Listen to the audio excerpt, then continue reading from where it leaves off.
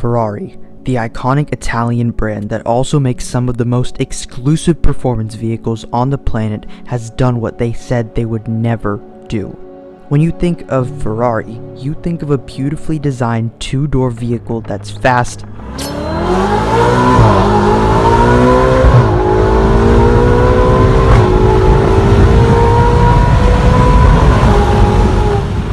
loud,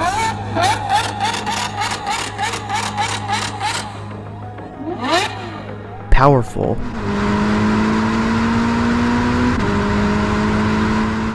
bright red, mid-engined or front-engine supercar. But never would they have thought they would have done what they are releasing now. September 14th, 2022 marks a legendary date not just in Ferrari history, but in automotive history as a whole, and it's not in a completely good way. Ferrari launched its first, quote, practical supercar in 2011 called the FF, if you don't count the not-so-practical 612 Scaglietti 4-seater.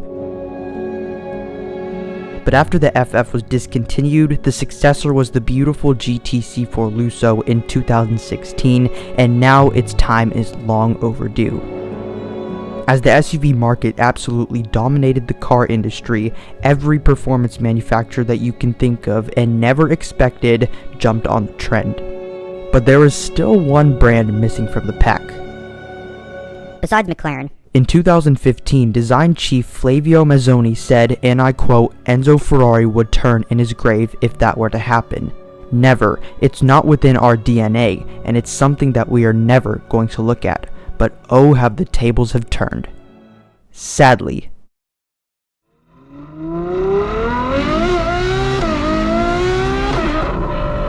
Not because they wanted to do it, but because they kind of had to. After dozens and dozens of renders, speculation for years actually, spy shots, leaks, teasers, and countless articles about this one model and so much more, all of it is going to be nothing but the real thing from here on out, because the Ferrari Purosangue is here.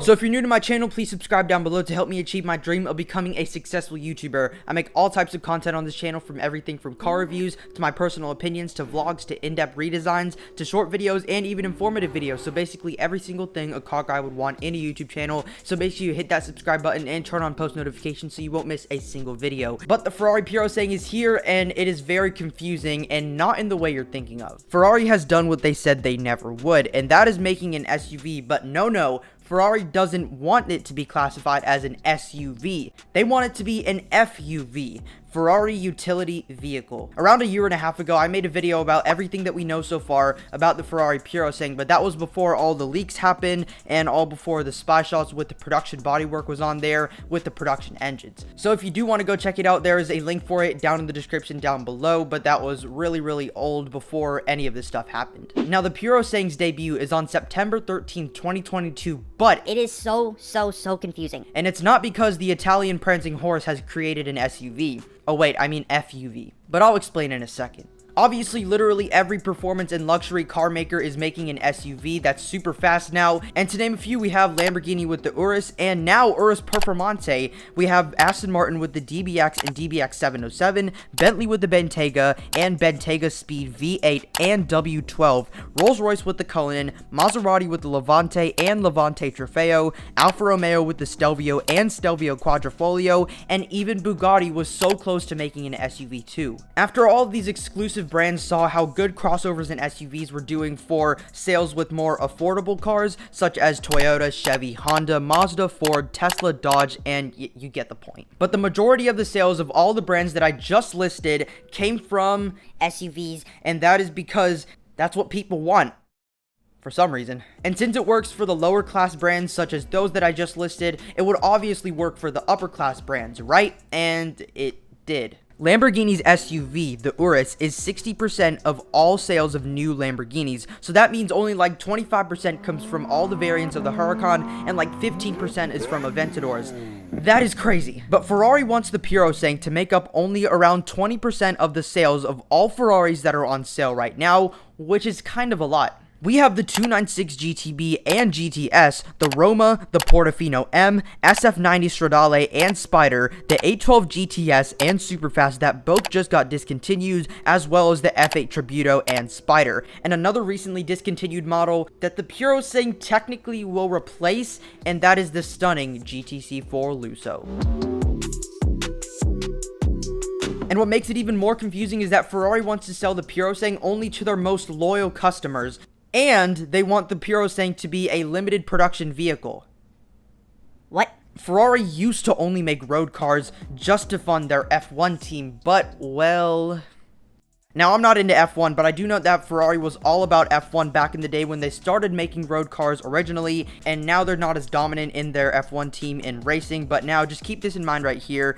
They're making an SUV for profits, not to fund their racing team, but just for profits. And those profits are taken to make newer models, including an all-electric Ferrari. There will be several engine options to choose from, and from what multiple sources have said, could be the hybrid 3-liter twin-turbocharged V6 from the all-new Ferrari 296, or the hybrid 4-liter twin-turbocharged V8 from the SF90, and all the way up to the glorious 6.5-liter naturally aspirated V12 from the 812 Superfast. But we already do know for a fact that the V12 from the 812 Superfast will be stuck inside of the Ferrari Purosangue, which will just be so awesome.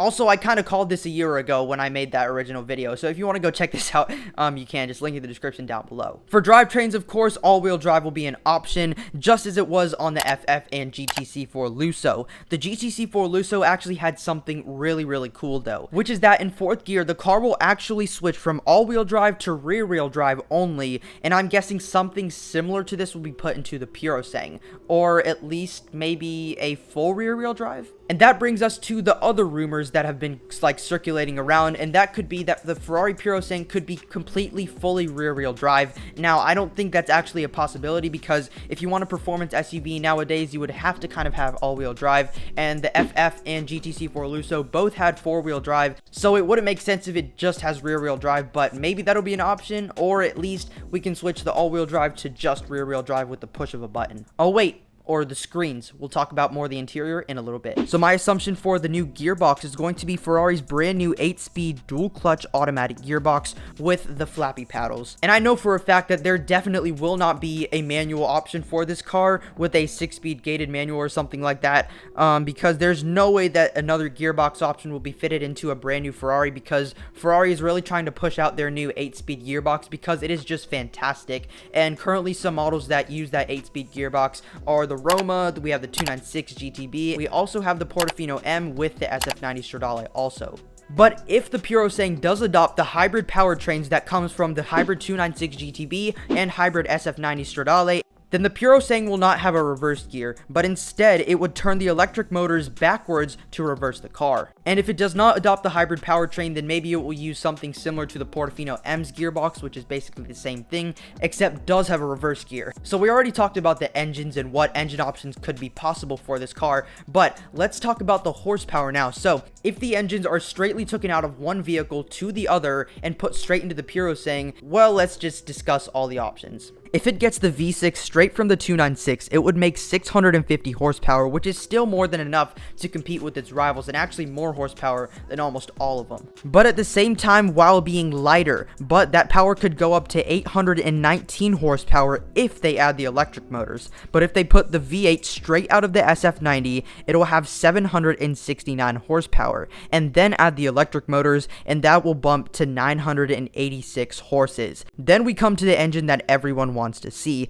and will see in the Purosangue, the 6.5-liter naturally aspirated V12. And if they take it straight out of the 812, it will make almost 800 horsepower, 789 horses to be exact. Now, there's only one more modern V12 SUV that you can buy that's currently on sale right now, and that is the Rolls-Royce Cullinan. But that car is as exciting as watching paint dry. The interior would most likely be similar to Ferrari's new age interior that we've seen on so far the Roma, the 296 GTB and GTS, and the SF90 models. There are no physical buttons anywhere, and there are screens everywhere from the gauge cluster to the freaking engine start-stop button, which is honestly just completely unnecessary and takes away the drama from just pushing that red start-stop button on a Ferrari. Not a fan of it, as you can tell. Now, I do wish the interior from the Portofino, the 812, and the F8 was inside of the Purosangue because it just looks beautiful with that analog gauge cluster that just revs so fast to its red line. But also stay tuned for my review of the Ferrari Portofino review, so you wouldn't want to miss that. Turn on post notifications. For the pricing, I would assume that this car would be very, very, very, like, near the $300,000 mark, if not more. And I wonder if there's actually going to be an Assetto Fiorano package for this car. I'm assuming there kind of would be. But what makes this car really, really confusing is that this car would be super limited, so how would it make up 20% of Ferrari's sales if it's going to be super limited, and only Ferrari gets to pick out who gets to buy the Purosangue? So Ferrari, you're confusing me a little bit with my monkey brain. Alright, now let's talk about the design, and I'm actually really, really into car design, and I have some strong opinions about this car. So in the end of February of 2022 at Ferrari's factory, the Purosangue with its production bodywork was on, and in those leaks it showed the front and rear, and there were so many mixed opinions about this, but I don't think I really like it yet, but it's not that bad, honestly. My biggest complaint about the design is those carbon fiber or plastic wheel arches because it just looks so cheap and makes the car look like a lifted sedan. Toyota Crown. Oh, and also speaking of the brand new Toyota Crown, there's an SUV variant of that car, and it instantly reminded me of a Ferrari Purosangue as soon as I saw the picture of it in the press photos. But is that just me? Just tell me in the comments down below if you think the same. And if you didn't see it before and now you see it, well, I'm sorry that you can't unsee it. Ferrari officially teased the Purosangue on March 23rd, 2022 when they showed part of the front of the car, and many people just edited the photo by brightening it, and you can easily see that the leaks were actually a production-ready model. The taillights are also borrowed from the 296, which isn't a very good looking taillight design, and many other people agree with me and think the same thing. But if it had the 4 or even 2 taillights that are circular, or even the SF90 style like square-ish circular squircle design taillights, it would still look good. But just please anything except the 296 taillights. In my opinion, the rear also has way too much bodywork in it with no lines separating the body surfacing, which makes the surface feel bigger than it actually is, and an example of this is on the brand new Porsche 992. But the overall line flow is pretty good in the front, and it does seem like it will have the split headlight design where the main headlights that actually project light onto the road will be hidden. An example of this is, let's see, the Cadillac Lyric. But also, one thing I'm really confused about the design is above those DRLs. So you have 2 strips of DRLs just going right here like that, as you can see on the teaser photo that Ferrari posted on Instagram, and then like right above that, I don't know if that's just an intake, but it makes it seem like that's the actual eyes of the car where you actually focus and gives the identity. But I don't know if that's just an intake or if the actual main headlights sit inside of there. From the leaks, it does look like the headlights actually do sit inside of the front bumper. So just tell me in the comments below what you think about that. But that is basically it for the Ferrari Purosangue. It is finally here after so many decades and years of speculation about this one car. It marks an absolutely historical moment in history of Ferrari and the auto industry as a whole. But tell me what you think about the design in the comments down below, and would you rather choose the V6, the V8, or the V12 version of it, if it even gets all of those engine options? But so far we do know that it will get that 6.5 liter naturally aspirated V12. But that is basically it for today's video. If you did enjoy today's video, please give it a like and subscribe down below if you haven't already, because it is my dream to become a successful YouTuber. I make all types of content on this channel, from everything from car reviews to my vlogs to my personal opinions to in-depth redesigns to short videos and even informative videos. So basically every single thing a car guy would want in a YouTube channel. But I do hope to see you in a future video, and bye for now.